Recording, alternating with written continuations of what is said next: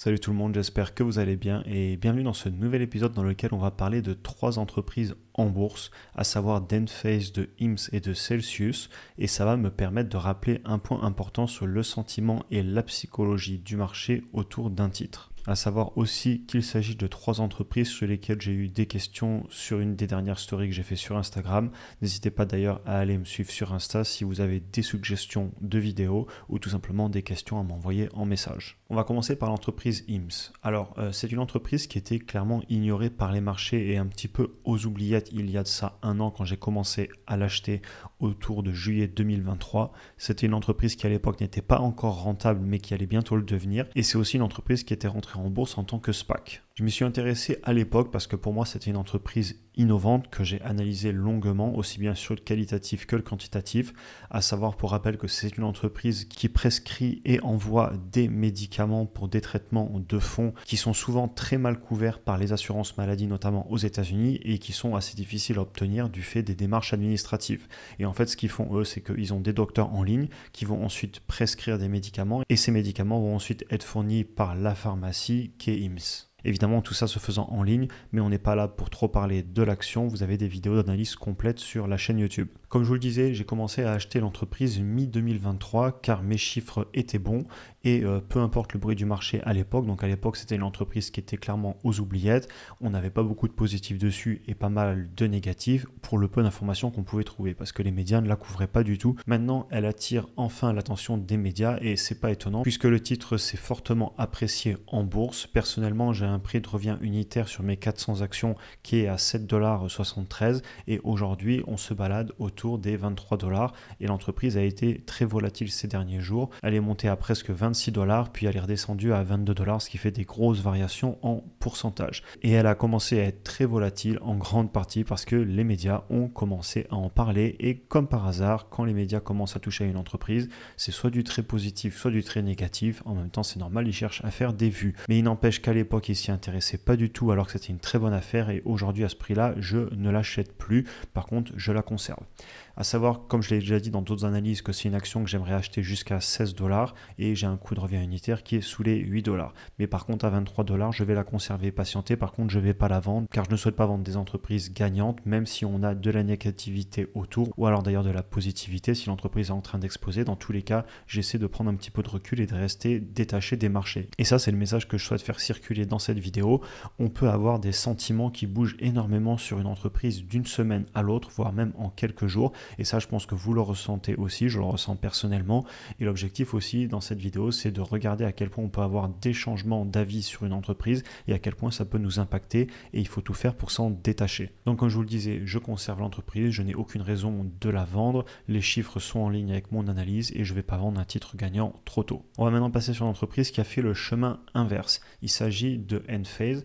Donc pour rappel, c'est une entreprise qui est leader dans un secteur qui souffre actuellement, à savoir le secteur de l'énergie solaire. Et eux, ils sont leaders notamment sur les micro-inverteurs. Donc les micro-onduleurs en français qui sont des petits appareils qui se mettent derrière les panneaux solaires et qui permettent de passer du courant continu que produit un panneau solaire vers le courant alternatif. Ils vendent aussi des systèmes complets pour les installations individuelles solaires, etc. Comme je vous le disais tout à l'heure, on ne va pas parler ici en détail des entreprises. Vous avez des vidéos individuelles pour cela sur la chaîne. Alors sur cette entreprise, c'est l'inverse d'un point de vue de ce qui s'est passé historiquement.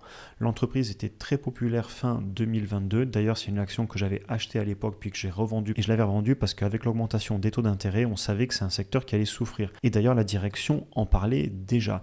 Et l'entreprise a ensuite fait une longue descente et je me suis mis à la racheter autour des 110-120 $, sachant que j'avais commencé à acheter dès 140-150 $. Et aujourd'hui, j'ai un prix de revient unitaire autour de 108 $, ce qui me convient d'après mon analyse. Donc l'entreprise était bien vue et ensuite on a eu beaucoup de négativité qui est en très grande partie justifiée puisqu'en effet on a eu un ralentissement sur tout le secteur du solaire, mais il n'empêche que les marchés et les médias étant très court terme, on a beaucoup de peurs qui circulent alors qu'à l'époque on avait beaucoup d'euphorie évidemment et au final mon objectif c'est de me détacher de ça et d'acheter l'entreprise parce que mes chiffres me disent il faut l'acheter. Et je voulais vous en parler parce que dans ces moments-là on peut avoir la tentation de vendre, un narratif très négatif et le doute qui s'installe. Même moi je le ressens ressens aussi au quotidien. Et d'ailleurs, la chaîne YouTube et Instagram m'aident beaucoup à résister à toutes ces tentations puisque je peux aussi échanger avec d'autres investisseurs parmi vous, ce qui permet clairement de progresser et surtout de ne pas faire des bêtises parce qu'on réfléchit à deux fois et on discute avec d'autres personnes avant de prendre des décisions. Comme je vous le disais, fondamentalement, rien n'a changé sur le business. Le ralentissement a été annoncé par la direction et prévu par les médias et les marchés. Cependant, ils en parlent quand même pour faire des vues. Donc au final, je m'en détache, j'ai acheté en connaissance de cause et je conserve et je vais être patient.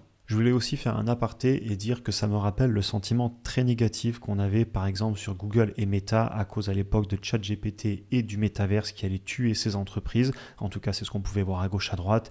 Et clairement, je ne regrette pas une seconde d'avoir acheté les entreprises à cette époque parce que ça a clairement payé. Et la leçon que je veux tirer de ces deux premiers exemples, eh bien, c'est que j'aime l'idée d'avoir sa propre stratégie, de s'être formé et ensuite tout simplement de l'appliquer, de prendre un petit peu de recul parce que sinon on fait jamais rien. Quand ça monte, on va entendre que c'est une bulle et qu'il faut pas acheter. Quand ça baisse, on va entendre que l'entreprise va faire faillite et on n'achète toujours pas. Ou alors on fait l'inverse et on achète parce que c'est en train de monter et on vend parce que c'est en train de baisser. Au final, on arrête de réfléchir, on ne base plus sa stratégie sur quelque chose de fondamental, mais sur les émotions. Et ça, c'est quelque chose qu'il faut fuir à mon avis. Et c'est exactement ce que je suis en train d'appliquer sur la troisième et dernière entreprise dont on va parler aujourd'hui et il s'agit de Celsius. Le négatif revient en ce moment sur cette entreprise. J'en ai fait plusieurs vidéos au cours des derniers mois, notamment une récente dans laquelle je précise que j'aimerais acheter l'action globalement sous les 57 $ et l'entreprise est en train de passer sous ce prix en ce moment. On a beaucoup de négativité en ce moment, des analystes qui sont en train de baisser leur prix cible, des articles dans les médias, etc. Mais au final, si je commence encore à écouter les médias, une entreprise que je voulais acheter, d'un coup, je ne vais plus l'acheter parce que je lis à gauche à droite que c'est plus une belle entreprise. Je ne peux pas me permettre de faire ça. J'ai passé beaucoup de temps à étudier l'entreprise et maintenant qu'on est à un prix qui m'intéresse, je regarde encore une fois s'il n'y a rien d'inquiétant et je constate que ce qui est dit à gauche à droite, c'est rien de plus que les avis des analystes et je me suis forgé mon propre opinion. Donc, je vais commencer un DCA. Cependant, j'ai parfaitement conscience que ça peut encore baisser longtemps. Les marchés, au final, ont toujours raison et s'ils décident que l'entreprise doit baisser, c'est tout simplement parce qu'actuellement, il y a plus de vendeurs que d'acheteurs et c'est tout simplement ce que va représenter le cours de l'action. Mais comme j'ai parfaitement conscience que je ne trouverai pas le point bas puisque je n'ai pas de boule de cristal, je préfère avoir une belle position avec un prix peut-être un tout petit peu moins bon que si on avait touché le point bas, mais un prix qui me convient tout de même d'après mes chiffres, que d'essayer d'avoir le prix parfait, mais au final de ne pas avoir investi assez et de le regretter. Ça ne serait que pour flatter mon ego que d'avoir un super prix unitaire. Au final, je préfère une grosse position et faire du retour sur investissement dessus que d'attendre le moment parfait. Et de toute façon, quand ce sera le moment parfait, je serai peut-être en train de me dire, eh bien j'attends encore que ça baisse, puisque si on est toujours en train d'attendre que ça baisse, on rentre dans cette mentalité où on peut peut-être ne jamais acheter et rater le train. Évidemment, il est toujours possible d'avoir tort et c'est pour ça que je commence doucement et que je diversifie. Je n'aurai jamais tout mon patrimoine sur un seul actif et je gère en fonction de mon profil. Mais en ayant fait son analyse, c'est quand même souvent moins le cas et dans tous les cas, on apprendra que l'on ait raison ou que l'on ait tort. Et comme j'aime souvent le répéter, c'est ok d'avoir des canards boiteux dans un portefeuille. Il y en a aussi d'ailleurs dans les ETF, c'est juste qu'ils sortent au fur et à mesure et les meilleurs titres, eh bien, eux prennent plus de place.